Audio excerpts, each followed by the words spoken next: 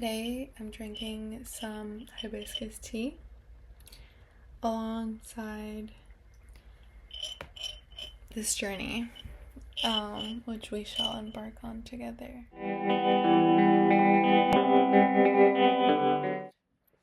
Hi, I'm Van, and recently I've been struggling with two online subcultures that both wear the badges of celibacy.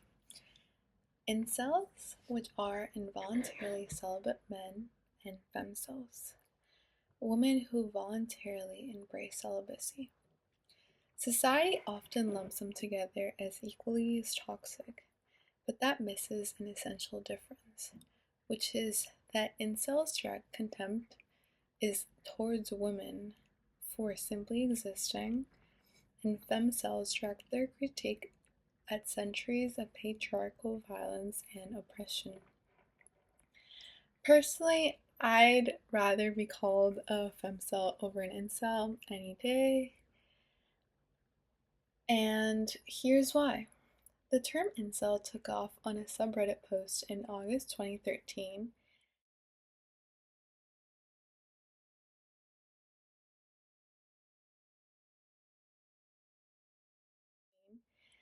and what began as a support space for lonely men quickly turned into a hotbed for misogynist, men's rights activism, and anti-feminist rhetoric.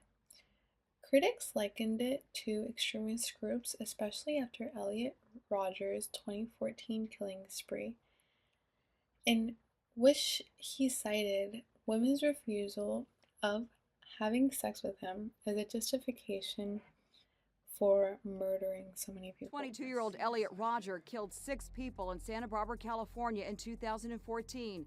His motive?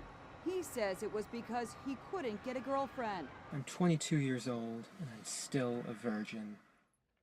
He was a self-proclaimed incel. And this is one of many incels who have taken their anger on society.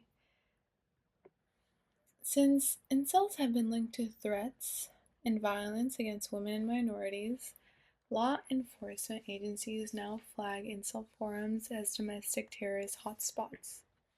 Femcels reclaimed celibacy as an act of autonomy. As Rosine Langen wrote in an ID magazine article, she quotes as saying, "Modern femcel, taking its inspiration from incel culture, the term being a portmanteau of female involuntarily celibate. The social media femcels of today use the term less as an indicator of how much sex they're unable to have and more as a way to express their personality traits that are perceived as pathetic or manipulative or toxic in some way. They do so unapologetically, romanticizing these stereotypical femcel traits in the process." Today, femcel communities online celebrate traits that were once derided as pathetic, manipulative, toxic, as badges of self-respect. I was reading a Substack, as one does. I don't know, I've recently become very addicted to Substack, and I think it's my preferred form of social media. But I was reading it last night and I came across this post called "In Defense of the Femcel" by Femcel Research. "I've built a functional and fulfilling life without men, and I don't desire having one around if he isn't adding value. I don't crave companionship that much. If anything, I tend to be quite resistant to it.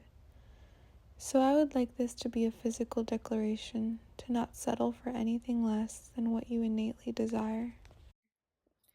In this instance, a self-proclaimed femcel refuses a heteronormative script that casts women as passive damsels waiting rescue. Instead, they model assertiveness that patriarchal culture reserves for men. What is called bitchy, but strong and assertive in men. Do you understand why women feel the need to reclaim their autonomy? We must first look back at how women are socialized. Simone de Beauvoir in The Second Sex describes a childhood marked by indulgence and objectification. The little girl continues to be doted upon. She is allowed to hide behind her mother's skirts. Her father takes her on his knees and pats her hair. She is dressed in dresses as lovely as kisses. Her tears and whims are treated indulgently. Her hair is done, expressions and affectations amuse. Physical contact and complacent looks protect her from anxiety of solitude. The little boy can boldly assume his subjectivity, the very object in which he alienates himself, become a symbol of autonomy. Beauvoir's point is loud and clear. Girls grow up to be seen, boys learn to see. Femcels push back by this, insisting that women's bodies and desires aren't positive spectacles, but sites of agency where they feel sadness and anger and any kind of strong emotion they've been conditioned not to feel. Sandra Lee Barkey's essay on narcissism, alienation, and femininity show how sexual objectification fragments a woman's subjectivity. Clearly, sexual objectification is a form of fragmentation and thus impoverishment of the objectified individual. Objectifier and objectified can be one of the same person. A woman can become an object for herself. Take your own person the attitude of a man, in which we call in modern day society the male gaze, more so the internalized male gaze, and how women constantly have to question how they're being perceived. Again, I was on Substack and I found this very interesting quote, like just a few hours ago, which I need to share with you because I shared with my friends. This is a Margaret Atwood quote. Male fantasies, is everything run by male fantasies? Up on a pedestal or down on your knees, it's all a male fantasy. That you're strong enough to take what they dish out, or else too weak to do anything about it. Even pretending you aren't catering to a male fantasy is male fantasy. Pretending you're unseen, pretending you have a life of your own, that you can wash your feet and comb your hair, unconscious of the ever-present watcher peering through the keyhole in your own head, if no one else. You are a woman with a man inside watching a woman. You are your own voyeur. I think that is so true in the way that we constantly think about the way that the world and more specifically men perceive us, that it kind of becomes a panopticon effect where we start self-surveilling through a male gaze. Women constantly have to question how they're being perceived. And rather than bow to these alienations, femcels reclaim narcissism and self-love. They decorate, celebrate their bodies, not for male approval, but for their own pleasure. We can see this in trends where we talk about the female gaze versus the male gaze, very prominent trends like TikTok and Instagram. Don't look at me with those eyes. What eyes?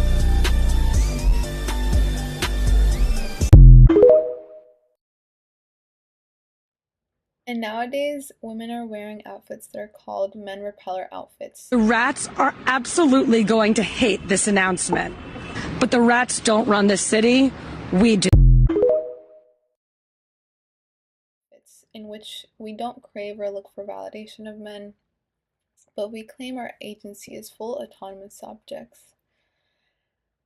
Femcels aren't just reclaiming bodies, they're reclaiming emotions, especially anger. I also recently read Leslie Jamison's I Used to Insist I Didn't Get Angry, Not Anymore, which is a New York Times article, in which she exposes how female rage is pathologized. The notion that female anger is unnatural or destructive is learned young. People are more likely to use words like bitchy and hostile to describe female anger, while male anger is more likely described as strong.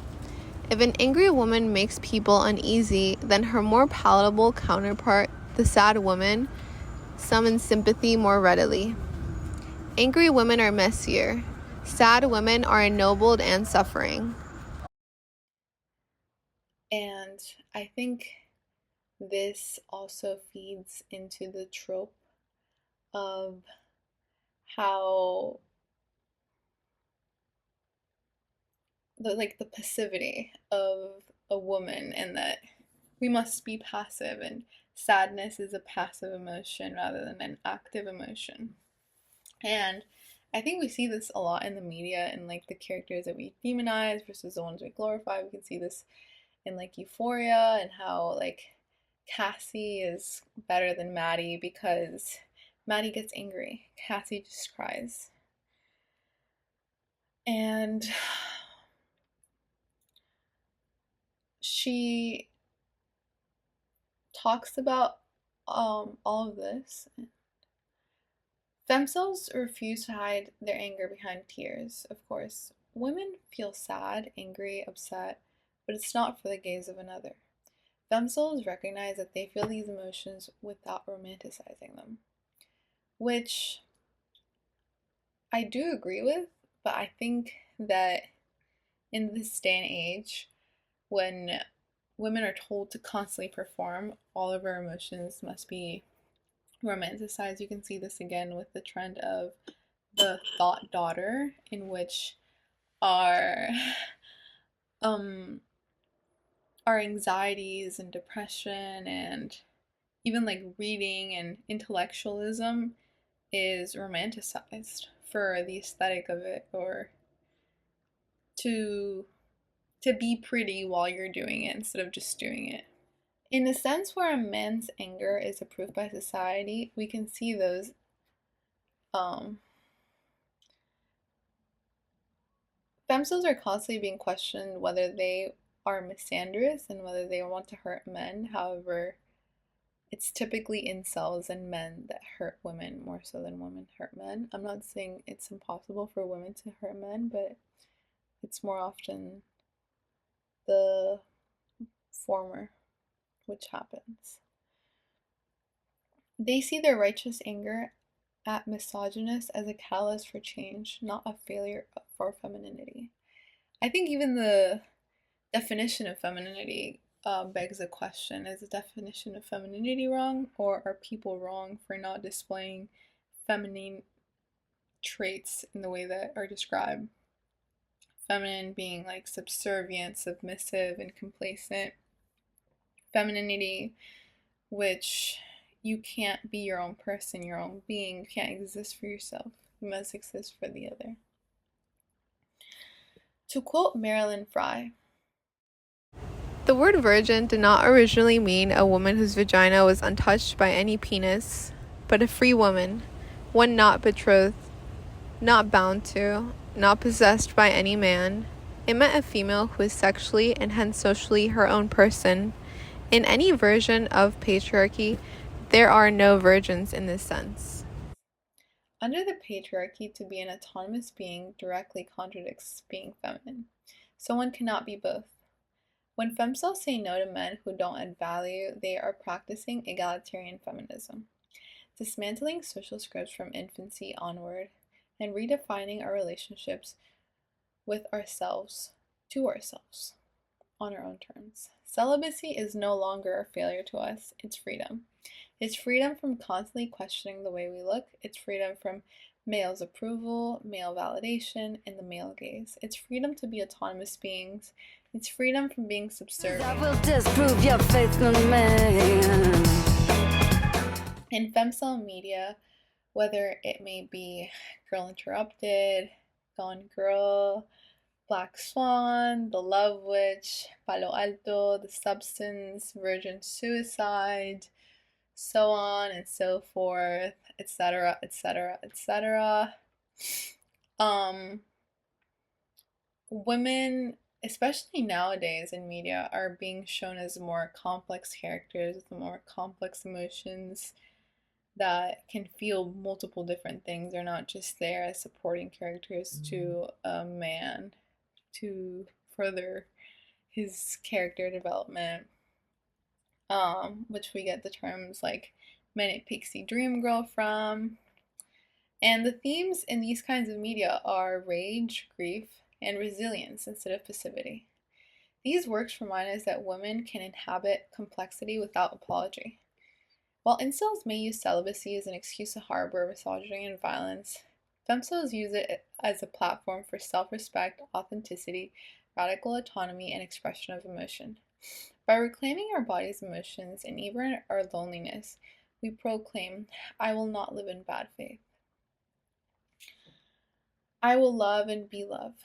Bad faith talks about Jean-Paul Sartre's notion, and to live in bad faith is to exist within the facticity of what you are, and for women that is to reduce yourself to the feminine. And so by not living in bad faith, you are negating your facticity and transcending, which is what men are allowed to do. Women are reduced to their facticity. So women experiencing transcendence, to me, that is true revolution. Thank you so much for listening, and I hope you enjoyed.